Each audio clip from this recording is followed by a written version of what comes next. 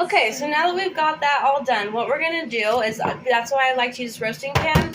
I've got them all in here. I have water to about right here, about, there's like an inch and a half left. Anyways, they're all pretty much covered if I push them down.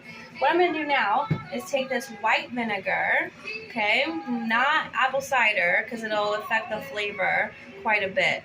What I'm going to do is pour it all on the top, and then turn the water back on and fill it up all the way. And I'm going to place the strainer that I've been using right here to weight them down as much as possible. Kind of tuck them under if you need to so they can stay under the vinegar water.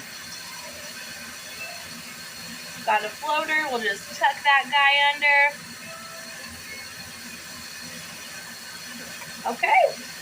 Now you let this sit about 15-20 minutes or so. You can do 30 if you need or want. But yeah, this is the second step in the process.